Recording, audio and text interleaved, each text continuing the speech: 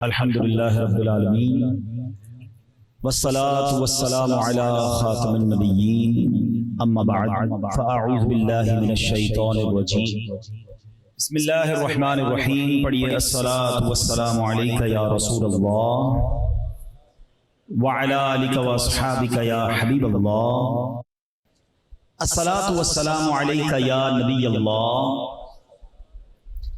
وعلی آلک واصحابک یا نور اللہ۔ درود پاک پڑھنے کے بے شمار فضائل و برکات ہیں، بہت ساری احادیث فضائل درود میں ملتی ہیں۔ ایک بڑی مشہور حدیث ہے، نبی پاک علیہ السلام فرماتے ہیں، جس کا مضمون ہے کہ جو کوئی شخص مجھ پر ایک بار درود پاک پڑھے اس کے نامہ اعمال میں 10 نیکیاں لکھ دی جاتی ہیں اور اس کے 10 گناہ معاف کر دیے جائیں گے اور اس کے 10 درجات بلند کیے جائیں گے۔ بڑی مشہور حدیث ہے، کئی بار سنی ہے، مگر میں اس کا ایک ایکسپیکٹ بیان کرنا چاہتا ہوں، اس کا ایک اور پس منظر بیان کرنا چاہتا ہوں کہ جو 10 نیکیاں بڑھنا ہے اور 10 گناہوں کا کم ہونا ہے، اٹس ناٹ آرڈنری ریوارڈ، یہ کوئی چھوٹی بات نہیں ہے۔ اس کو پہلے سمجھنا ہوگا قرآن پاک سے کہ نیکی اور گناہ یہ دونوں کس قدر ہماری لائف میں امپورٹنٹ رول پلے کر سکتے ہیں۔ قرآن کہتا ہے سورہ قاریہ میں فَأَمَّا مَنْ ثَقُلَتْ مَوَازِينُهُ فَهُوَ فِي عِيشَةٍ رَاضِيَةٍ کہ جس کی نیکیوں کا پلڑا بھاری ہو گیا وہ تو من مانتے چین میں جنت کی نعمتوں میں ہوگا۔ وَأَمَّا مَنْ خَفَّتْ مَوَازِينُهُ فَأُمُّهُ هَاوِيَةٌ وَمَا أَدْرَاكَ مَا هِيَ نَارٌ حَامِيَةٌ۔ قرآن کہتا ہے جس کی نیکیوں کا پلڑا ہلکا ہو گیا وہ تو بھڑکتی ہوئی آگ میں چلا جائے گا۔ اب اس کی انٹرپریٹیشن احادیث میں ملتی ہے کہ یہ ہوگا کیا، یہ اسکیل لگایا جائے گا، یہ میزان والا واقعہ کیا ہے؟ تو نبی پاک فرماتے ہیں ایسا بھی ہوگا کہ کسی شخص کی ایک نیکی کم پڑ جائے گی، یا کسی کا ایک گناہ زیادہ ہوگا اور وہ مارا مارا پھرے گا، اپنی ماں کے پاس جائے گا، والد کے پاس جائے گا، دوستوں کے پاس جائے گا کہ یا تو نیکی دے دو یا گناہ لے لو۔ یہ بیلنس شیٹ اچھی کرنی ضروری ہوگی۔ آج دنیا میں ہم لوگ کہتے ہیں نا کسی کی بیلنس شیٹ آؤٹ ہو جائے کہ یار اس کے لینے کم ہیں اور دینے زیادہ ہیں، یہ تو ڈیفالٹر ہو گیا ہے۔ But there is a solution in دس دنیا، یہاں تو ابھی بھی سولوشن ہے۔ کسی کی بیلنس شیٹ آؤٹ ہو جائے تو لون لے کر، دوستوں سے مدد لے کر بندہ بیل آؤٹ ہو جاتا ہے۔ On the day of judgment there will be nobody to bail out you سوائے رسول پاک علیہ السلام کے، اور کوئی نہیں ہوگا جس کے ذریعے ہم اپنا یہ بیلنس شیٹ کور کر لیں۔ اب ذرا امیجن کرو کہ قیامت کے دن کوئی ایسا شخص ہو جس کے 2-4 گناہ زیادہ ہیں اور 2-4 ہی نیکیاں کم ہیں۔ قرآن نے تو فارمولہ دے دیا، اور نیکیوں کا پلڑا بھاری ہوگا تبھی جنت میں جائے گا، ہلکا ہوا تو گیا۔ اب ہمیں تو ابھی سے پتا ہے ہماری نیکیاں کم ہیں، گناہ زیادہ ہیں۔ ہر گزرنے والا دن نیکیوں کا میٹر کم چل رہا ہوتا ہے، گناہ زیادہ چل رہے ہوتے ہیں۔ تو قیامت کے دن پھر کیسے بیلنس شیٹ بیلنس ہوگی؟ ادھر تو لون لے کر بندہ کہتا ہے چلو یار تھوڑے سالوں بعد کور کر لوں گا، ادھر تو دین اینڈ دیر فیصلہ ہے نا۔ اب اس کا مطلب کوئی ایسا مجھے عمل چاہیے جو نیکیاں بڑھا دے اور گناہ کم کر دے۔ پوائنٹ سمجھ رہے ہو کہ گناہوں کا پلڑا ہلکا کرے اور نیکیوں کا پلڑا بھاری کرے۔ اب دوبارہ حدیث سنو، میرے آقا فرماتے جو ایک بار درود پاک پڑھتا ہے اس کے نامہ اعمال میں 10 نیکیاں لکھی جاتی ہیں، 10 گناہ کم کر دیے جاتے ہیں۔ اٹ مینز میزان عمل کا جو بیلنس ہے نا، اگر میں درود پاک کو پکڑ لوں اور اس کو کثرت سے پڑھنا شروع کر دوں تو جو غلطیاں ہو گئی ہیں میرے رب کی رحمت سے وہ گناہ کم ہوتے جائیں گے، نیکیوں کا پلڑا بھاری ہوتا چلا جائے گا۔ تو اللہ کرے کہ یہ بات ہمیں سمجھ آ جائے کہ درود پاک کس قدر کمال کا وظیفہ ہے۔ تو فضول باتوں سے بچیے اور جتنا ہو سکے کثرت سے درود پاک پڑھیے۔ ہمارا موبائل فون، ہماری سوشل میڈیا ایکٹیویٹیز، ہماری دوستوں کی گیدرنگ بہت سارا دن کا ٹائم ہم سے لے جاتی ہے۔ تھوڑا سا اسے ٹائم نکالیے تلاوت کے لیے، درود کے لیے، ذکر الہی کے لیے، کلمہ پاک کے لیے۔ اب ایک چپتا ہوا سوال ہے، اگر میں یہ پوچھوں کہ ہم میں سے کون کون چاہتا ہے کہ مرتے وقت میری زبان پر کلمہ پاک ہو؟ سبھی چاہتے ہیں۔ آخری جملہ کلمہ پاک۔ آج کتنی بار کلمہ پاک پڑھا؟ پورے ہفتے میں کتنی بار پڑھا؟ چلو یہ پورا مہینہ ربیع الاول کا گزرا، کتنی بار کلمہ پڑھا؟ مرتے وقت زبان پر کلمہ چاہیے، زندگی میں نہیں پڑھنا ہے۔ حالانکہ حدیث پاک میں فرمایا گیا افضل الذکر، سب سے افضل ذکر کیا ہے؟ لا الہ الا اللہ۔ پڑھنے کا ٹائم نہیں یار، جو چیز زبان پر زندگی میں لاتے نہیں مرتے وقت آپ چاہیے، تو اپنی زبان کو کلمے کا عادی بنائے نا، تاکہ جب سکرات کا عالم ہو، جب زبانیں بھاری ہوں تو میری زبان پر کلمہ جاری ہو جائے۔ زبان پر مشکل وقت پہ نکلتا وہی ہے جس کی زبان عادی ہوتی ہے. ہم کلمہ تو پڑھتے ہی نہیں ہیں, ٹائم ہی نہیں ہے, یہ ہماری روٹین میں ہی نہیں ہے. تو کم از کم دن میں ایک تسبیح کلمے کی پڑھیں, 2-3 تسبیح درود پاک کی پڑھ لیں, سبحان اللہ, الحمدللہ, اللہ اکبر. یہ وظائف اپنے ساتھ رکھا کرو تاکہ یہ جنت کے درخت لگتے رہیں. آپ کو پتہ ہے حدیث میں آیا کہ جنت کے خزانوں میں سے خزانہ ہے لا حول ولا قوت الا باللہ. چلو خزانہ لوٹ لیا کرو, تھوڑی جنت کی کیاری سے پیارے پیارے پھول چن لیا کرو. اتنا ٹائم ہے ہمارے پاس, ہے کبھی دیکھا ہم نے کتنے گھنٹے کتنے مطلب وقت ہم اپنا موبائل پہ گزار لیتے ہیں. تو ایسا نہ کریں, تھوڑا سا ان چیزوں سے بچیں اور ذکر الہی میں, تلاوت میں, اچھی چیزوں میں اپنا وقت صرف کریں, مل کر محبت کے ساتھ درود پاک پڑھ لیں. صلو علی الحبیب صلی اللہ تعالی علی محمد صلی اللہ علیہ وسلم. شیخ عبد القادر جیلانی سید غوث اعظم کی تو کیا شان ہے, آپ ولیوں کے سردار ہیں اور سبحان اللہ آپ اس مرتبے پر فائز ہیں کہ علماء کہتے ہیں اگر آج بھی کسی کو ولایت ملتی ہے تو غوث پاک کے در سے ملتی ہے. اس قدر بڑا مرتبہ ہے آپ کا. کچھ اولیاء کرام جو ہے نا, ان کی سیرت کو اگر آپ پڑھیں نا تو ان کئی ایسے اولیاء ہیں کہ جن کی سیرت میں, جن کی لائف میں کوئی ٹرننگ پوائنٹ آیا, ایسا موقع آیا کہ انہوں نے توبہ کی اور اللہ نے وہ توبہ ایسے قبول فرمائی اور ان کو اتنا بڑا درجہ دیا کہ وہ اولیاء کرام میں شامل ہو گئے, بڑے درجے پر پہنچے. بہت سارے اولیاء کرام, حضرت فضیل بن عیاض ہیں, ٹھیک ہے نا, آپ پہلے ڈاکو تھے, توبہ کی, سچی توبہ کی, اللہ نے ولی بنا دیا. حبیب عجمی رحمۃ اللہ تعالیٰ علیہ اس سے پہلے سود خور تھے, سچی توبہ کی, اللہ نے ولایت دے دی. اور آگے چلیں, حضرت جنید بغدادی رحمۃ اللہ تعالیٰ کے بارے میں بھی آتا ہے, پہلوان تھے, توبہ کی, ولایت کی طرف آ گئے. شیخ خود معین الدین چشتی اجمیری رحمۃ اللہ, خواجہ غریب نواز, آپ ایک نوجوان تھے, 5 چکی اور باغ ملا تھا وراثت میں, پیسے والے تھے, مگر ادب کیا ایک بزرگ کا. آپ کے پاس وہ بزرگ آئے, آپ نے ان کی خیر خواہی کی, ان کی خدمت کی. شیخ ابراہیم قندوزی آئے تھے, ان کے اپنے جھولی سے ایک ٹکڑا نکال کر کھلایا. کیا ٹکڑا کھلایا کہ دل کی دنیا ہی بدل کر دی, غریب نواز بنا دیا. تو یہ کئی بزرگوں کی لائف کو اگر آپ پڑھیں تو there was some turning point in their life, اور اس وجہ سے وہ اللہ کے ولی بن گئے. یہاں ایک اور خوبصورت نقطہ بیان کر دوں کہ اس کا مطلب یہ ہوا کہ میں چاہے کتنا ہی گناہ گار کیوں نہ ہوں, میرا رب جب چاہے مجھے بھی ولی بنا سکتا ہے. ہاں ہیں تو ہم بھی برے نا, لیکن مایوس نہیں ہونا ہے. اگر اللہ نے چاہا, کیا پتہ کون سی مقبولیت کی گھڑی ہو, کون سی کسی بزرگ کی نظر پڑ جائے. خواجہ معین الدین چشتی, خواجہ معین الدین کیسے بنے, با ادب تھے نا, بزرگوں کا ادب کیا. تو یہ بھی یاد رہنا ہے کہ زندگی بھر با ادب رہو, بزرگوں کا ادب کرتے رہو, ان کی نگاہوں میں رہو. کسی ولی کی نگاہ پڑ گئی تو کیا پتہ تمہیں بھی اللہ اپنا ولی بنا لے. نگاہ ولی میں وہ تاثیر دیکھی, بدلتی ہزاروں کی تقدیر. اب میرے پیر و مرشد کا شعر سنو جو آپ نے ایک دعا کی ہے نا, ہو سکتا ہے کسی کے دل میں آتا ہے میں اور اللہ کا ولی, ارے پڑھو تو صحیح. اللہ نے جب چاہا تو کس کو ولی بنا. حضرت بشر حافی شرابی تھے, ہیں اللہ کے نام کی تعظیم کی, اللہ نے کیسا ولی بنا دیا کہ ان کی تعظیم میں پھر چوپائے زمین پر جو ہے وہ راستوں میں گندگی نہیں کرتے تھے. اللہ جسے چاہے نواز دے. پیر و مرشد کیا دعا کرتے ہیں, ہم بھی شامل ہو جاتے ہیں. کیا معلوم آج ہی دعا کسی کے حق میں قبول ہو جائے. تو اپنی ولایت کی خیرات دے دے, تو اپنی ولایت کی خیرات دے دے, میرے غوث کا واسطہ یا الہی, میرے پیر کا واسطہ یا الہی. تو مانگتے رہا کریں اللہ سے, میرے رب کے خزانوں میں کمی نہیں ہے. ہاں وہ جسے چاہے اپنی ولایت عطا فرما دے.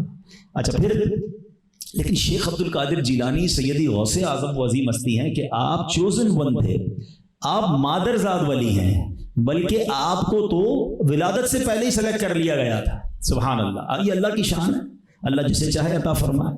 تو 2 چھوٹے چھوٹے واقعات ہیں, واقعات ایسے ہیں جو آپ نے کئی بار سنے ہوں گے, مگر کہتے ہیں نا کہ بزرگوں کی باتیں جتنی بار سنیں سیکھنے کو ملتا ہے, محبت بڑھتی ہے. مگر میں یہاں اس کے ذریعے کچھ باتیں, کچھ مدری پھول بیان کرنا چاہتا ہوں. نمبر 1, بغداد شریف میں ایک نوجوان تھا اور اس نے دیکھا کہ ایک نہر میں ایک سیب تیر رہا ہے. بھوک لگی تھی, سیب اٹھایا اور کھا لیا, اور اس کے بعد خیال آیا کہ یہ تو میں نے کسی کا حق لے لیا ہے, مجھے تو معافی مانگنی چاہیے. تلاش کرتے کرتے ایک باغ میں پہنچے, دیکھا سیب کا باغ تھا. مالک سے کہا حضرت معاف کر دیں, آپ کے باغ کا سیب کھا لیا میں نے. ایسے تو معاف نہیں کروں گا۔ کیسے معاف کریں؟ کہ 2 شرطیں ہیں۔ کیا شرطیں ہیں؟ کہ پہلی شرط یہ کہ میرے باغ کی رکھوالی کرنی ہوگی، مزدوری کرنی ہوگی۔ ٹھیک ہے، ایک سیب کا حق بخشوانے کے لیے باغ کے مزدور بن گئے، پانی دینے والے بن گئے۔ آج کا کوئی بندہ ہوتا کہتا ہے ایک تو معافی مانگنے آیا ہوں، نہیں دینی تو نہیں دو، میں جا رہا ہوں واپس۔ کہ نہیں، جتنا بھی ٹائم تھا انہوں نے محنت کی، مزدوری کی، پانی دیا۔ جب وہ ٹائم پورا ہوا تو کہا حضرت اب تو معاف کر دے گا۔ اب دوسری شرط ہے۔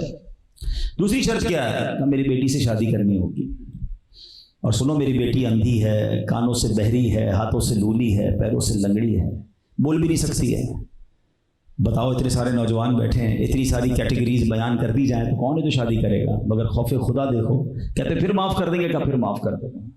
نکاح کیا، اپنے کمرے میں گئے، ڈر کے واپس آ گئے۔ کہتے ہیں حضرت غلطی ہو گئی لگتا ہے آپ کو، اندر جو خاتون ہیں وہ تو بول بھی سکتی ہیں، دیکھ بھی سکتی ہیں، سن بھی سکتی ہیں، خوبصورت نوجوان دوشیزہ ہے، اور آپ نے تو کہا تھا آپ کی بیٹی معذور ہے۔ مسکرانے لگے کہ بیٹا میں نے اس لیے کہا تھا وہ اندھی ہے کہ میری بیٹی نے کبھی حرام دیکھا نہیں ہے، بہری اس لیے ہے کہ کبھی حرام سنا نہیں ہے، گونگی اس لیے کبھی حرام بولا نہیں ہے، لنگڑی اس لیے کبھی غیر بے پردہ باہر نکلی نہیں ہے۔ میری بیٹی بڑی نیک ہے، مگر مجھے اس نیک بیٹی کے لیے ایک اچھا رشتہ چاہیے تھا۔ جب تم پہلی بار میرے پاس آئے سیب کا حق بخشوانے میں، سمجھ گیا تم نوجوان اللہ کا خوف رکھنے والے ہو، تو میں نے تو ایک اور امتحان تمہارا لیا، تم نے اتنے مہینے مزدوری بھی کر لی ایک سیب کے لیے۔ میں سمجھ گیا تم بہترین چوائس ہو میری بچی کے لیے۔ بیٹا وہی تمہاری وائف ہے، جاؤ انجوائے کرو اپنی لائف کو، اچھے طریقے سے رہو، وہی تمہاری زوجہ۔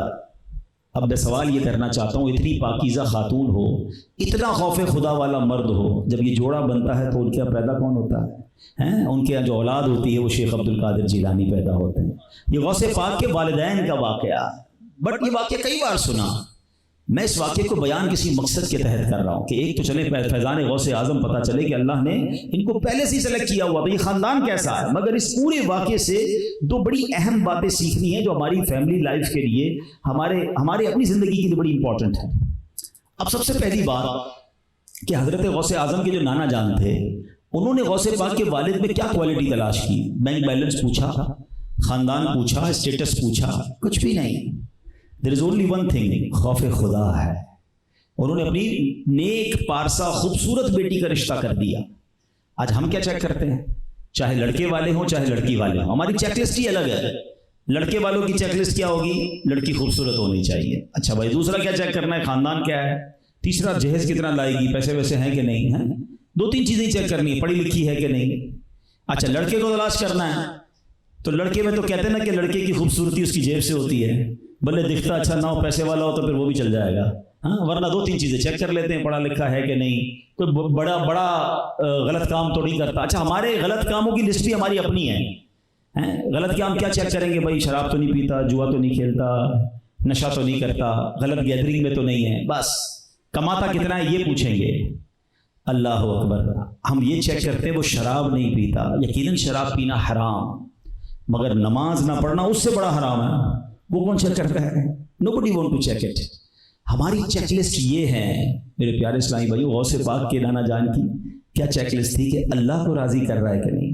کاش یہ بات سمجھ آ جائے ہمیں، یہ دونوں طرف کے خاندانوں سے میں عرض کر رہا ہوں، بزرگ بھی بیٹھے ہیں یہاں پر، نوجوان خود بیٹھے ہیں، وہ بھی کہیں اپنے ماں باپ کو کہ سب سے پہلے میرے لیے جو لڑکی تلاش کرنی ہے وہ یہ دیکھیے کہ وہ دیندار ہے کہ نہیں، اس کا ایمان اور عقیدہ کیا ہے۔ آج ہم مال، شکل و صورت تو دیکھ لیتے ہیں، ایمان اور عقیدہ دیکھتے ہیں۔ ہم نے دیکھا کہ کسی والد نے اپنی بچی کی زبردست تربیت کی، باپردہ بنایا، اولیاء کرام، صحابہ کرام، اہل بیت کی محبت پلائی، مگر شادی کے بعد پتہ چلا کہ سسرال والے کہہ رہے ہیں برقع اتار دو، پردہ ختم کرو، اور غوث پاک کا نام نہیں لینا، ہمارے گھر میں جناب صحابہ کا نام مت لینا، معاذ اللہ۔ پھر باپ آ کے روتا ہے کہ یار میری بیٹی کے ساتھ کیا ہوا؟ آپ کو اس کو خیال نہیں آیا؟ آپ یہ تو چیک کرتے ہو کہ کتنا کماتا ہے، یہ چیک کرتے ہو کہاں سے کماتا ہے۔ ہم میں سے کون چیک کرتا ہے کہ حرام کماتا ہے کہ حلال کماتا ہے؟ اور معاذ اللہ اگر سود کا کام کر رہا ہے تو وہ تو اللہ سے جنگ کر رہا ہے۔ آپ اپنی بیٹی اس کے ہاتھ میں دے رہے ہو جو رب سے جنگ کر رہا ہے۔ بے شک بنگلے گاڑیاں ہیں، ہم نے دیکھا گاڑی بنگلے والوں کے بنگلے بکتے ہوئے کہ بڑا گھر دیکھ کر بچی دی اور بعد میں کنگال ہو گئے، قرضے میں سارا گھر ہی بک گیا۔ یار آپ جو اصل چیز دیکھنے والی وہ کوئی دیکھنے کے لیے تیار نہیں ہے۔ میں آج ایک جملہ دے کر جا رہا ہوں، اگر زندگی کا یہ اصول، میں کہتا ہوں بعض اوقات ماں باپ بیچارے پریشان ہو جاتے ہیں، میں اسی لیے نوجوان اسلامی بھائیوں سے بھی، میں ان بہنوں سے بھی مخاطب ہوں کہ اگر آپ میں ہمت ہو، کریج ہو، تو کم از کم اپنے ماں باپ کو یہ کہہ دیں کہ اور کوئی چیز دیکھیں نہ دیکھیں، یہ دیکھ لیجئے گا کہ جس سے میرا رشتہ ہونے جا رہا ہے وہ اللہ کو راضی کر رہا ہے، اللہ کو ناراض کر رہا ہے. That's it. یہ میں ون لائنر فارمولا دے رہا ہوں. اگر آپ نے ادھر رشتہ کیا کہ جو رب کو راضی کر رہا ہے، تو جو رب کو راضی کر رہا ہے اللہ اس کی ساری دنیا راضی کر دے گا، اس کے خاندان کو خوش کر دے گا. اور جو اللہ کو ناراض کر رہا ہے، رب جب چاہے اس سے ساری نعمتیں واپس لے لے گا، ساری خوشیاں واپس چلی جائیں گی، برباد ہونے میں وقت نہیں لگے گا. ہم وہ بچی اس کی ہاتھ میں دے رہے ہیں جو حرام کے نوالے کھلائے گا ہماری بچی کو، کیونکہ حرام کما کے لا رہا ہے. آنے والی نسلیں حرام پہ پلیں گی. تو پلیز سب سے پہلے رشتہ کرنے سے پہلے چیک کریں ایمان، دین، عقیدہ، اس کے بعد اس کی کمائی حلال ہے کہ نہیں، وہ نمازی ہے کہ نہیں. اور جو نوجوان بیٹھے نا، میں بڑی عجیب بات کرنے جا رہا ہوں. کتابوں میں لکھا کہ جس کی شادی نہیں ہوئی نا، اس پر ہونے والی اولاد کا ایک حق ہے نا. عجیب بات، ابھی شادی نہیں ہوئی اور اولاد کا حق ہے. ہاں کتابوں میں لکھا. حق یہ ہے کہ اس کے لیے اچھی ماں تلاش کی جائے، اپنی ہونے والی اولاد کے لیے اچھی ماں تلاش کی جائے، کیونکہ ماں ہی پہلی درسگاہ ہے. آپ تو کام پہ جائیں گے، آپ کے ہونے والے بچے اگر اس ماں کے ساتھ ہیں کہ جس ماں کا دین ایمان ہی نہیں، جو خود ہی عبادت گزار نہیں، جو خود ہی معاذ اللہ اس کا عقیدہ درست نہیں. غوث پاک کی والدہ کیسی تھی؟ آپ پہلی بار مدرسے میں گئے نا تو زبانی 18 پارے سنا دیے. قاری صاحب حیران، پہلا دن مدرسے میں، اچھا جب 18 سنا ہے تو 19واں بھی سنا ہوگا، اتنا ہی یاد. یہ کتنے سے یاد کر لیے؟ کہ میری ماں 18 پاروں کی حافظہ تھی، میں ماں کے پیٹ میں تھا، ماں تلاوت کرتی تھی، میں قرآن یاد کر لیتا تھا. ٹھیک ہے یہ غوث پاک کی کرامت ہے، مگر فیضان ضرور ملتا ہے ماں نیک ہو تو. پہلے زمانے کی عورتیں بچہ پیٹ میں ہو تو دودھ پلانے سے پہلے وضو، بچہ اگر گود میں ہو تو دودھ پلانے سے پہلے باوضو ہوتی تھی کہ میرا بچہ باوضو دودھ پیے. اچھی اچھی چیزیں. اب وہ کہتے ہیں پتہ نہیں کیا گھروں میں کوئی ایسی چیزیں لگاؤ تو جناب بچہ خوبصورت پیدا ہو. اور اللہ کے بندوں مکہ مدینہ لگاؤ، ماں دیکھتی ہے سارا دن تو بچے کے اندر نیکی، مکے مدینے کی محبت آئے گی. عجیب انداز ہو گیا ہے. آپ کو پتا ہے خاتون جنت بی بی فاطمہ رضی اللہ تعالیٰ عنہ امام حسین امام حسن کو جب دودھ پلاتی یا جھولا دیتی تھی تو قرآن سناتی تھی. ہمارے ہم ہاتھ میں آئی پیڈ پکڑا دیتے ہیں، کوئی میوزیکل وہ کیا نام ہے آج کل کھلونے آ گئے، جھولے کے اوپر بھی جس کو سمجھ نہیں ہے میوزک کی اس کو بھی میوزک سناتے سلا رہے ہوتے ہیں. اسٹارٹ سے ہی گھٹی میں ہم لوگ میوزک ڈال رہے ہیں اپنے بچوں کے، اور پھر کہتے ہیں بچے جناب بڑے ہو کے فرما بردار نہیں بن رہے، نیک نہیں بن رہے. بہرحال the first main thing جو میں آج غوث پاک کی سیرت کے عظیم واقعے سے درس دینے کی کوشش کر رہا ہوں، اللہ کرے کوئی ایک بھی میری بات لے جائے کہ یہ خوبصورتی، یہ مال، یہ دولت سب بات کی چیز ہے. اگر رب ہی ناراض ہے، اس کا دین ایمان ہی ٹھیک نہیں ہے، تو میری پوری زندگی کیسے گزرے گی؟ اللہ کو راضی کرنے والا ڈھونڈ لو، انشاءاللہ اللہ اس کو راضی کر دے گا، اس کی فیملی کو راضی کر دے گا. ہم نے دیکھا یار اسکوٹر والے، نوکری والے لوگوں کے ساتھ لوگوں نے رشتہ کیا، دینداری دیکھی، نیکی دیکھی، شرافت دیکھی، اللہ نے تھوڑے عرصے میں اس لڑکے کو ترقی دے دی. بڑے گھر میں شفٹ ہو گئے وہ لوگ، اللہ نے برکت، کیونکہ وہ اللہ کو راضی کرنے والی لائف گزارتے تھے. اور ہم نے بڑے بڑے بنگلوں میں دیکھا کہ رشتے کیے اور تھوڑے عرصے بعد وہ بیچارہ قرضے میں آیا، اس کا سب کچھ بک گیا. ہم اللہ نہ کرے کسی کی بربادی کی دعا نہیں کر رہے، لیکن میں سمجھانا یہ چاہ رہا ہوں کہ ہماری پریورٹیز چینج ہو گئی ہیں، ہماری ترجیحات ہی کچھ اور ہیں. یہ نہ کرو، ہمیں ان چیزوں کو پہلے رکھنا. حدیث پاک ہے، نبی پاک کی احادیث ملتی ہے جس کا مضمون ہے کہ نکاح 4 وجوہات کی بنا پر کیا جاتا ہے: حسن دیکھ کر، مال دیکھ کر، خاندان دیکھ کر، یا دینداری دیکھ کر. آقا فرماتے تمہاری ناک خاک آلود ہو، دینداری دیکھ کر نکاح کیا کرو. 4 چیزوں کو پہلے ڈیفائن کیا اور پھر پریورٹی بتائی کہ سب سے بڑی چیز کیا ہے کہ دینداری دیکھو پہلے. وہ کوئی دیکھتا ہی نہیں ہے. اب آؤ اس واقعے سے دوسری بات کیا سیکھنے کو ملی؟ سبحان اللہ، کہ ماں باپ نیک ہو، سبحان اللہ اولاد بھی نیک ہوتی ہے. اگر آپ چاہتے ہیں نا آپ کے بچے نیک ہوں، you have to change yourself. یہ نہیں ہو سکتا باپ کہ میں جمعے کی نماز پڑھتا ہوں، میرا بچہ 5 ٹائم میں نمازی بن جائے. ماں کہ میں بے پردہ گھوموں، میری بچی با حیا ہو جائے. میں سارا دن جھوٹ بولوں، بچے میرے سچے ہو جائیں. ہم بدلیں گے تو ہماری اولاد پہ اثر آئے گا. ہاں آج بھی دیکھیں جن کے گھروں میں نمازیں ہوتی ہیں، دادا دادی، امی ابو، چھوٹے چھوٹے بچے جا نماز پہ آ کے کھڑے ہو جاتے ہیں. ٹوپی پہنیں گے، بچی چھوٹا سا دوپٹہ پہنے گی، نماز پڑھنے نہیں آئے گی پھر بھی نقل کرے گی. کیوں؟ They are inspiring with their parents. وہ سیکھ رہے ہیں. اور جن کے گھروں میں ناچ گانے ہیں ان کے بچے باہر بھی آپ کو ناچتے نظر آئیں گے، باہر بھی گالیاں دیتے نظر آتے ہیں. تو گھر سے سیکھتا ہے انسان. تو جو چاہتا ہے کہ میری اولاد میرے لیے صدقہ جاریہ کا باعث بنے، پہلے اپنا ماحول تبدیل کریں، اپنے اندر بہتری لائیں، انشاءاللہ اس کا آپ رزلٹ دیکھیں گے. غوث پاک کی سبحان اللہ. پھر تربیت کیسی ماں کی؟ تھوڑے سے بڑے ہوئے، بالے ہوئے، ماں کو کہتے ہیں بغداد جانا. کیوں جانا؟ علم دین سیکھنے جانا ہے. ماں بھی کیسی کمال کی، ٹھیک ہے بیٹا جاؤ، اب محشر کے دن ملیں گے. جوان بیٹے کو پتہ ہے اس دوران سفر ایسے نہیں ہوتے تھے، لانگ ٹریول ہوتے تھے، زندگی کا پتہ نہیں ہوتا تھا، اب قیامت کے دن ملاقات ہو، دین کے حوالے کر دیا اپنے بچے کو۔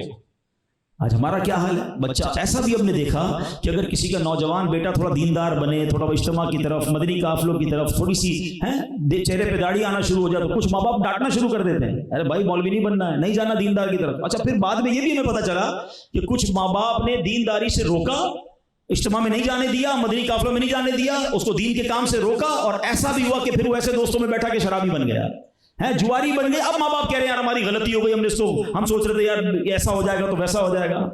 ایک جملہ آج یاد کر لو، تم اپنی اولاد کو دین کے حوالے کر دو، دین اولاد تمہارے حوالے کر دے گا۔ ہاں اپنی اولاد کو دیندار بناؤ، پھر مت کہو میرا ادب کرو، وہ دین بتائے گا۔ وہ قرآن پڑھے گا تو قرآن کہے گا اف نہ کہنا، وہ حدیث پڑھے گا تو حدیث کہے گی کہ ماں باپ کو محبت سے دیکھو تو حج کا ثواب ہے، وہ خود آ کے آپ کے ہاتھ چھوم رہا ہوگا کیونکہ اس کو دین سکھا رہا ہے۔ ہم دین سے دور کرتے ہیں بچے کو اور بچہ ہمارے ہاتھ سے بھی چلا جاتا ہے، یہ نہ کیجیے گا۔ وہ جملہ ہے نا، میجورٹی کے لیے نہیں، سب کے لیے نہیں، میجورٹی کے لیے کہا جاتا ہے کہ بچہ دنیا میں ترقی کر جائے نا، بڑی ڈگریاں لے لے، بڑا افسر بن جائے، بہت پیسے والا بن جائے، بڑے جناب دنیا میں نام کما لے، تو بعض اوقات ماں باپ ڈر رہے ہوتے ہیں بات کرتے ہوئے کہ یار افسر ہے میرا بیٹا، بہت بڑا آدمی، کہیں ناراض نہ ہو جائے۔ ایسا بھی وقت آ جاتا ہے کہ ماں باپ کو بچے سے بات کرنے میں ڈر لگتا ہے، اور اب یقین کرو کسی کا بیٹا مفتی بن جائے نا، صحیح عالم بن جائے، بے شک مفتی اعظم بن جائے، مبلغ اعظم بن جائے، وہ بیٹا جب ماں سے بات کرے گا، والد سے بات کرے گا، اسے ڈر لگے گا کہیں ماں باپ کو برا نہ لگ جائے۔ دس از دا ڈفرنس۔ ہاں آپ ٹھیک ہے، میں نہیں کہتا دنیاوی تعلیم نہ دیں، شریعت کے تقاضوں کے مطابق بچے کو سکھائیں دنیا داری، مگر دین سے دور نہ کرنا، کیونکہ دین میں جو ماں باپ کا ادب ہے نا، جو پریورٹی ماں باپ کو دی گئی ہے، ہم وہ دین پڑھاتے ہی نہیں ہیں، بعد میں خود ہی پریشان ہو رہے ہوتے ہیں۔ تو ماں کہتی جاؤ، قیامت کے دن ملیں گے، ایسی ماں تھی غوث پاک کی، پیسے بھی دیے، ایک ہی چیز سکھائی، ایک ہی نصیحت، بیٹا سچ بولنا، ہر حال میں سچ بولنا۔ 40 دینار بھی دے دیے، راستے میں ڈاکو آ گئے، اٹیک، سارے قافلے والوں سے پیسے چھین لیے۔ ان کے پاس 18 سال کے تھے، 17-18 سال کا نوجوان، ڈاکوؤں کا ایک کارکن آیا، کہتا پیسے ہیں کہاں ہیں کہ کپڑے میں چھپائے، کتنے ہیں کہ 40 دینار۔ ہنسنے لگا، کہتا کیسا لڑکا ہے، اپنے سارے پیسے بھی بتا رہا ہے، کدھر چھپائیں یہ بھی بتا رہا ہے، لوگ تو ہم سے پیسے چھپاتے ہیں، یہ خود ہی بتا رہا ہے۔ وہ گیا سردار کو لے کر آیا، ایک عجیب سا لڑکا ہے، کہتا ہے پیسے بھی ہیں، کدھر ہے یہ بھی بتا رہا ہے۔ سردار صاحب آ گئے، کدھر ہیں پیسے کا، ادھر کتنے ہیں 40 دینار، کیوں بتا رہے ہو، لوگ تو چھپاتے ہیں ہم سے پیسے۔ کہ بات یہ سفر کو چلا تھا تو ماں نے کہا تھا ہر حال میں سچ بولنا، میں اپنی ماں سے کیا ہوا وعدہ نہیں توڑ سکتا، پیسے چاہیے تو لے لو۔ آئے ہائے ہائے، اب میری بات ذرا اللہ کرے آپ پک کر جائیں جو میں کہنا چاہ رہا ہوں۔ غوث پاک نے کوئی بیان کیا تھا، کوئی تبلیغ کی تھی؟ نو، غوث پاک نے یہ بھی نہیں کہا تھا ڈاکہ ڈکیتی چھوڑ دو، مت لوٹو مجھے، اللہ سے خوف کرو، نو نتھنگ، سچ بولا۔ مگر وہ الفاظ چونکہ سچے الفاظ تھے نا، وہ ایسے نکلے زبان سے کہ ڈاکوؤں کو سردار رونے لگ گیا۔ اس کے چیلے کہتے ہیں کیا ہو گیا سردار صاحب، کیوں رو رہے ہو؟ کہتا ہے یہ نوجوان اپنی ماں سے کیا ہوا ایک وعدہ نہیں پامال کر رہا، میں اللہ کے کیے ہوئے کتنے وعدے روز پامال کر رہا ہوں، لوگوں کی ڈکیتیاں کرتا ہوں، ان کے مال چھین لیتا ہوں، میرا بنے گا کیا؟ وہ رونے لگ گیا، توبہ کی، سارے قافلے والوں کا مال لوٹایا اور عزت کے ساتھ سب کو روانہ کر دیا۔ اس واقعے سے کیا سیکھنے کو ملا؟ زبان سچی ہونا، دل پیور ہو، پھر الفاظ دل میں اترتے ہیں۔ ہاں پھر تبلیغ کی بھی ضرورت نہیں ہوتی ہے، بندے کے چہرے کو دیکھ کر لوگ بدل رہے ہوتے ہیں۔ ہاں اولیاء کرام کی سیرت میں لوگ چہرہ دیکھ کے توبہ کر لیتے ہیں، خود نبی پاک کی سیرت میں ملتا ہے۔ کفار آتے تھے چہرہ مصطفیٰ دیکھتے کہتے کسی جھوٹے کا چہرہ نہیں ہو سکتا، جو کہتے سچی کہتے، کلمہ پڑھ کے مسلمان ہو جاتے، وہ چہرہ ہی بتاتا تھا۔ ہاں یہ بھی میں آپ کو بتاؤں، سچ ہے نا، سچے کے چہرے پہ نور ہوتا ہے۔ ہاں اس کا چہرہ دیکھ کے آپ کو اس کی بات ماننے کا جی چاہے گا، یہ سچ کی ایک برکت لکھی ہے کتابوں میں۔ جو جھوٹا ہوگا نا اس کے چہرے کا نور بھی چھن جاتا ہے، اور مسترب بے قرار، بڑا بےقل ہوتا ہے وہ جھوٹا۔ مگر غوث پاک کی زبان سے ایک جملہ نکلا۔ اچھا اس کی میں آپ کو آج کی مثال دیتا ہوں، وہ تو چلیں اس زمانے کی مثال تھی نا۔ غوث پاک کا فیضان ہے ایک شخصیت کے پاس، کروڑوں لوگوں کو جس نے غوث پاک کے دامن سے وابستہ کیا نا، لاکھوں لوگوں کو، وہ میرے پیر و مرشد امیر اہل سنت ہے۔ میں آپ کو ایک مثال دیتا ہوں، یہ مبلغین کے لیے بھی مدنی پھول ہے۔ ہم بعض اوقات کہتے ہیں یار بیان کرتا ہوں کوئی بدلتا نہیں ہے، درس دیتا ہوں کوئی سنتا نہیں ہے، بچوں کو سمجھاتا ہوں بچے نہیں مانتے۔ یار امیر اہل سنت کی زبان سے جملہ نکلتا ہے، آپ نے فرمایا کہ میری نیت ہے، میری خواہش ہے کہ 12 ارب درود پاک کا تحفہ نبی پاک کی بارگاہ میں پیش کرنا۔ سارے دعوت اسلامی والے، تمام عاشقان رسول درود پاک پڑھے، 45 ارب درود پاک پڑھ لیے گئے۔ یار زبان سے نکلتے ہیں، وہ عمل کرنا شروع کر دیتے، کیسے؟ یہ وہی بات ہے، یہ فیضان غوث اعظم ہے، دل صاف ہونا جس کا۔ ہاں پر نہیں مگر طاقت پرواز رکھتی ہے. جو دل سے نکلتی ہے نا وہ اثر رکھتی ہے, لیکن اس کے لیے پہلے دل صاف کرنا ضروری ہے. مبلغین کے لیے بھی مدنی پھول ہے. میں چاہتا ہوں کہ میری بات دل میں اترے نا, پہلے یہ صاف کرنا ہوگا. اندر سب گندگی بھری ہوئی ہو, جھوٹ بھی چل رہا ہو, غیبت بھی چل رہی ہو, بدگمانی بھی چل رہی ہو, کینہ بھی رکھا ہوا ہو, دشمنی بھی رکھی ہوئی ہو, اور میں کہوں میری باتیں لوگ مانیں, نہیں ہوگا. پہلے اس کو صاف کر لو, پھر تم سادی سی باتیں کرو گے نا, وہ بھی لوگ مانگنا شروع کر دیں گے, وہ بھی دلوں میں اترنا شروع ہو جائیں گی, وہ بھی لوگ اس پہ بدلنا شروع ہو جائیں گے. تو یہ فیضان غوث اعظم, غوث پاک کی سیرت کا یہ بدری پھول. کتنی بار یہ واقعہ سنا, میں تو جب سے چھوٹا ہوں جب سے سن رہا ہوں یہ ڈاکوں والا واقعہ, مگر سچے ہوئے کہ نہیں؟ سوال یہ ہے, اگر واقعی غوث پاک سے محبت ہے نا قادریوں, تو پھر جھوٹ سے سچی توبہ کریں. یہ جھوٹ ایسی بربادی لاتا ہے نا, ہمیں اندازہ ہی نہیں ہے. ہماری برکتیں ختم ہو جاتی ہیں, ہمارے چہرے سے نور ختم ہو جاتا ہے, طبیعت میں سرور ختم ہو جاتا ہے, فیملی میں محبت ختم ہو جاتی ہے. اب دیکھیں نا, حدیث پاک میں آتا ہے جس کا مضمون ہے کہ جو ایک بار جھوٹ بولتا ہے, رحمت کا اس کے منہ سے اتنی بدبو نکلتی ہے کہ رحمت کا فرشتہ 1 میل دور ہو جاتا ہے. اچھا, علماء نے اس پہ بھی بڑی ڈیبیٹ کی کہ یار بدبو نکلتی ہے تو ہمیں کیوں نہیں آتی, ہم تو روز پیسٹ کر رہے ہوتے ہیں, برابر والے کو بھی نہیں آتی. بڑی پیاری اس کی اگزامپل دی کہ جو یہ جمادار ہوتے ہیں نا, یہ گٹر میں اتر جاتے ہیں, ان کو پھر بھی بدبو نہیں آتی کیونکہ ان کی اتنی بدبو میں عادت رہنے کی عادت ہو گئی ہوتی ہے. تو علماء کہتے ہیں آس پاس اب اتنا جھوٹ ہو گیا ہے, اتنے لوگ جھوٹ بول رہے ہیں کہ کسی کو اس کی بدبو ہی محسوس نہیں ہو رہی ہے, مگر نکلتی ہے بدبو اور فرشتے دور ہو جاتے ہیں. اب آپ بتائیے, جس نے رحمت کے فرشتے ہی دور کر دیے تو برکت کہاں سے آئے گی؟ کاروبار میں جھوٹ, فیملی میں جھوٹ, دوستوں میں جھوٹ, بس بات پہ جھوٹ, پتہ کسی فائدہ بھی نہیں, پھر بھی جھوٹ بولنا ہے. عادت سی بن گئی ہے جھوٹ بولنے کی. نہ کریں ایسا, یہ جہنم میں لے جانے والا کام ہے. نبی پاک نے معراج کی رات دیکھا کہ جن کو عذاب دیا جا رہا تھا, اس میں ایک شخص کو ایسا عذاب دیا جا رہا تھا, زنبور کہتے ہیں, حک کہہ لیں, اس کو چمڑے پہ ڈال کر کھینچا فرشتوں نے, گدی تک لے گئے, پھر بائیں طرف لا کر گدی تک لے گئے, تو یہ والی گدی ٹھیک ہو گئی, یہ والا جبڑا ٹھیک ہو گیا, پھر دوبارہ اس کو شروع, یعنی یہ رائٹ لیفٹ قیامت تک عذاب ہوتا رہے گا. فرمایا کیوں ہو رہا ہے یہ عذاب؟ کہ حضور یہ جھوٹ بولتے تھے. کیسے برداشت کرو گے؟ کبھی ڈینٹسٹ کے پاس گئے, زیادہ منہ کھولتا ہے جب کسی ٹریٹمنٹ کے لیے, جان نکل جاتی ہے تو چیر دیا جائے گا نا, کیسے برداشت کریں گے؟ بچپن سے سن رہے ہیں جھوٹے پر خدا کی لعنت. کبھی سوچا کہ ہم تو اتنا جھوٹ بولتے ہیں؟ تو نہ کریں ایسا, سچ بولیں. ہم سچے آقا کے امتی ہیں. میرے آقا تو وہ ہیں کہ 40 سال کی عمر میں بھی اعلان نبوت نہیں کیا تھا. اہل مکہ کے سامنے کھڑے ہو کر آقا نے فرمایا تھا بتاؤ میں کون ہوں, تو ان لوگوں نے کیا کہا تھا؟ آپ صادق ہیں, آپ سچے ہیں, آپ امین ہیں, سچے نبی کا میں امتی ہوں. اور ہمارے بارے میں لوگ کیا کہتے ہیں؟ نہیں بھائی نہیں, اس کی بات پہ بھروسہ نہیں کرنا ہے, جو کہتا ہے غلطی ہوتا ہے, آدھی بات ماننا اس کی. ہاں, جو وعدہ کرے گا پورا نہیں ہوگا, دیکھ کے پیسے دینا, پیسے واپس نہیں ملیں گے. ہاں سمجھ لے بھائی, جو بولتا ہے غلطی ہوتا ہے. یعنی کسی مسلمان کا تعارف ایسا ہو رہا ہے. آپ سوچیں میرے بارے میں کوئی ایسی بات کرے گا کہ یار اس سے بات کرنے میں خیال کرنا, یعنی ہمارے بارے میں تو لوگ کہیں کہ امتی ایسا سچا ہے تو اس کے نبی کیسے سچے ہوں گے, امتی کے اخلاق ایسے تو اس کے نبی کے اخلاق کیسے ہوں گے. مگر انفارچونیٹلی آج مسلمان سے ڈر رہا ہے. تو بھول گیا آپ واقعہ, عیسائی نے مسلم سے پیسے لیے, عیسائی واپس ہی نہیں کر رہا تھا. کئی بار مسلمان گیا, میرے پیسے دے دو, نہیں دیے. ایک دن وہ چلا گیا ان کے پادری کے پاس, کہا یار آپ کے مذہب کا بندہ ہے, مجھے میرے پیسے نہیں دے رہا. اس نے پرچی لکھ کے دی, کہا جا کے اس کو دے آؤ. پرچی دی, اس نے پیسے نکالے, فوراً دے دیے. کہا پیسے بعد میں لوں گا, پہلے بتا پرچی میں کیا لکھا ہے. اتنے دن سے میں تو دھکے کھا رہا تھا, مجھے دیتا نہیں تھا, ایک پرچی پہ دے دیا. کہا نہیں پرچی نہیں بتاؤں گا, پیسے لے جا, تیرا کام ہو گیا نا. کہتے ہیں تیری مہربانی, پرچی تو دیکھوں گا. بڑی بحث ہوئی, آخرکار بہت ضد کی, اس نے پرچی پکڑا دی. پرچی پتہ کیا لکھا تھا؟ اس عیسائیوں کے جو پادری نے لکھ کر دیا تھا, کیا تو مسلمان ہو گیا جو لوگوں کے پیسے ٹائم پہ نہیں دیتا ہے؟ اب بتاؤ, یہ چاٹا نہیں ہے ہمارے منہ پہ کہ آج دنیا میں لوگ مسلمان لوگوں سے کام کرنے میں ڈر رہے ہیں.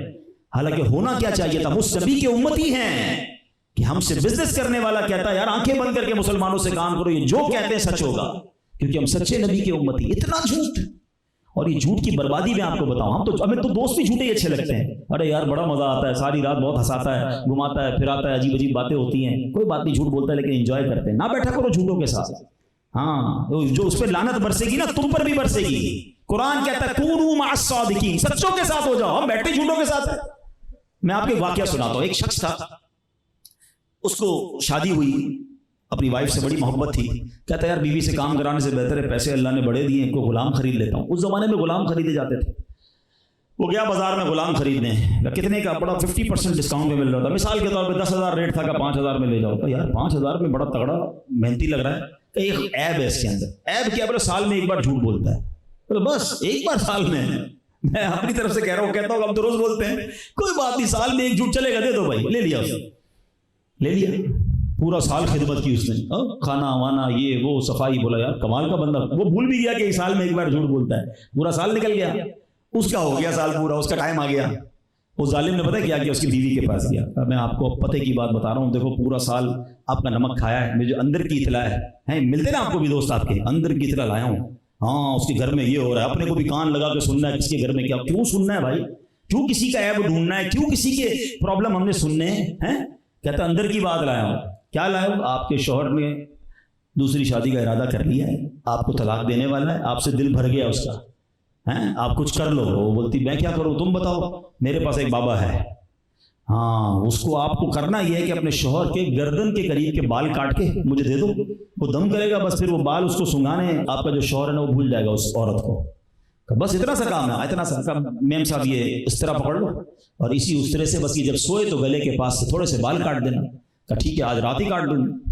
بیوی کو لگا دیا اس کام پہ، اب شوہر کے پاس گیا، صاحب اندر کی خبر لایا ہوں، یہ آتے نا آپ کے پاس اندر کی خبر لے کے، یہی کر رہے ہوتے ہیں، ادھر کی ادھر کی لگائی بجائی، صاحب اندر کی خبر لایا، کیا آپ کی بیوی کوئی اور پسند آ گیا ہے اور آپ کو دنیا سے آپ کو قتل کرنے کا پلان بنا لے گا، مجھے میری بیوی مارے گی، پاگل ہو گیا ہے، اتنی محبت کرتی ہے، نہیں صاحب میں اندر، آپ دیکھیں آپ کا نمک کھایا، جھوٹ نہیں بولوں گا، آپ خود چیک کر رہے ہیں، بولا کیسے، آج رات جاگتے رہیے گا، اس طرح لے کر آئے گی اور آپ کی گردن پہ پھرانا ہے اس نے اس طرح، بولا پاگل ہو گیا تو، بولا آپ دیکھ لیجئے گا، اب جس کو یہ بتا دے اس کو ویسے ہی نیند نہیں آئے گی، وہ بستر پر آنکھیں بند کر کے جھوٹی موٹی لیٹا، آئی بیوی بھائی اس طرح بھی ہاتھ میں اور گردن کے پاس بھی لے آئی، وہ بیچاری آئی تھی بال کاٹنے، وہ سمجھا گردن پہ پھرانے آئی، اس کو نیند سے اٹھ کے پکڑا اور اپنی بیوی کی گردن پہ اس طرح گھما دیا، بیوی تڑپ تڑپ کر مر گئی، شوہر کو جیل ہو گئی اور بعد میں اس کو بھی پھانسی ہو گئی۔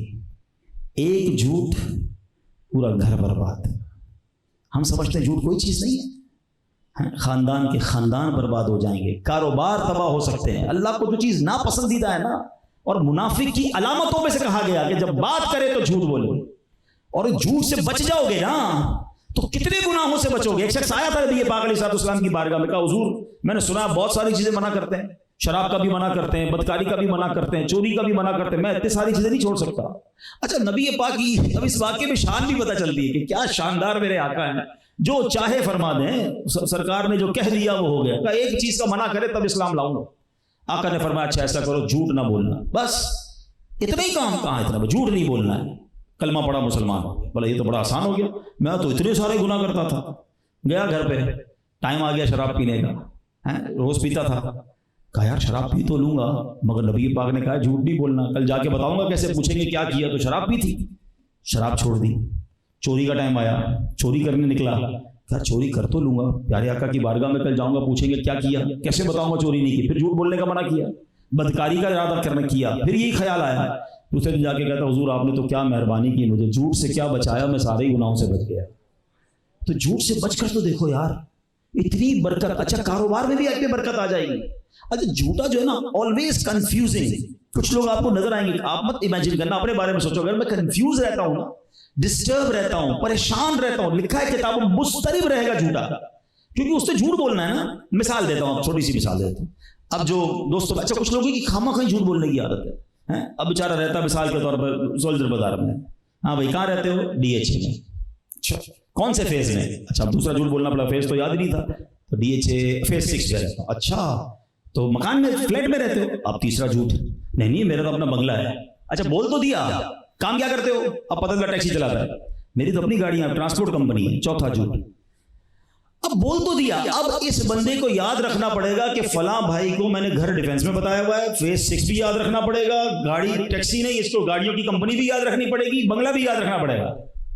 اب جب اچھا ادھر فائل الگ سنبھالی ہوئی ہے، کبھی کہیں لیٹ ہو گئے آفس میں، ہاں بھائی کیوں آئے، 3 دن تک نہیں آ رہے، چھٹی کر کے آئے، وہ نانی کا انتقال ہو گیا، حالانکہ اب اس کو یاد رکھنا پڑے گا آفس میں نانی مر گئی ہے، اب نانی بیمار نہیں ہو سکتی، جھوٹ بولا نا تو اب یاد رکھنا، فائل ہی سنبھالنا ہوتا ہے، جو جھوٹا ہوگا نا اس کو سب کے سامنے، اچھا وہ جھوٹا پکڑا بھی جاتا ہے، ٹینشن میں الگ نظر آئے گا۔ اب بھائی جس کو سچ بولنا ہے اس کو نیند سے اٹھاؤ، کہاں رہتا ہے، بس سولجر بازار میں، کیا کرتا ہے، ٹیکسی چلاتا ہوں، جو سچ ہے اس کو ٹینشن کا ہے، کسی چیز کی ٹینشن نہیں ہے، جو ہے وہ کہے گا نا۔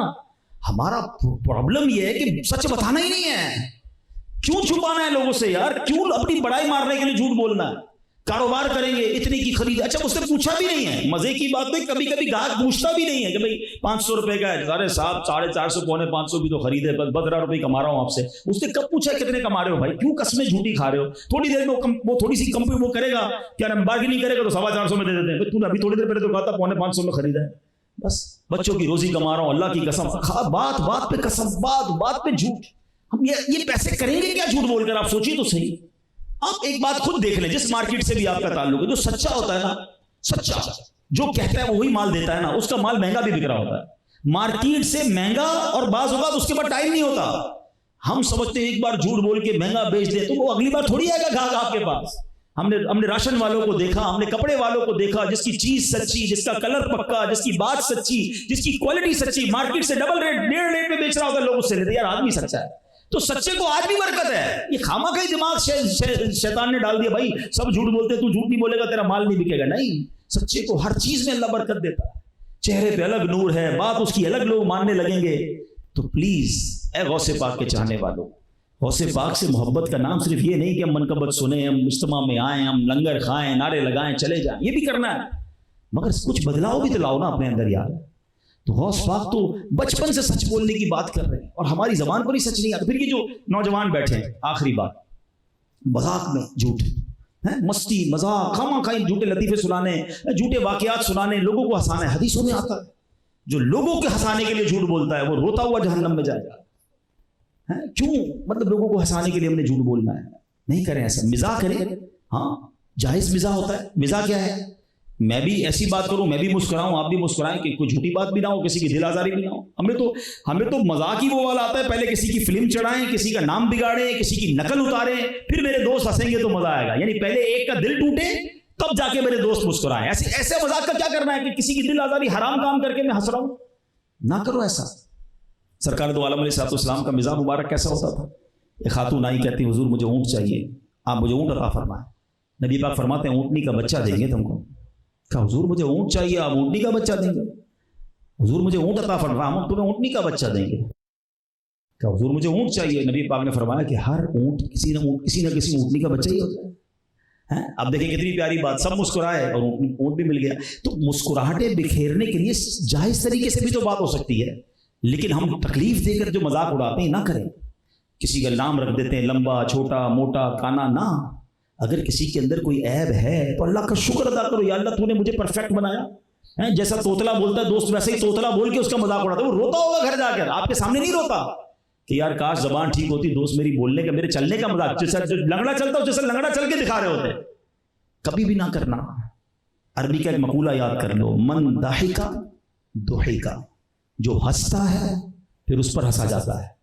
ایسا نہ ہو کل مجھ پر لوگ ہنسیں. ہنسنے میں مزہ بڑا آ رہا ہے, لیکن کسی کا دل دکھا کے مت ہنسو, کسی کی دل آزاری نہ کرو.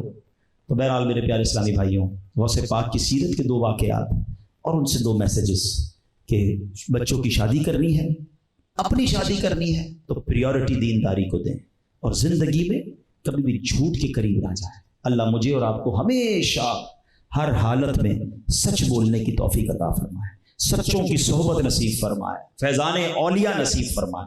الحمدللہ یہ پیاری باتیں دعوت اسلامی کے ماحول میں سکھائی جاتی ہیں. مزید ایسے بیانات سننے ہوں مدنی چینل دیکھیں, انشاءاللہ مزید ایسے بیانات سنیں گے, ہمارا دل بھی بدلتے رہے گا. آمین بجاہ النبی الامین صلی اللہ تعالی علیہ وسلم.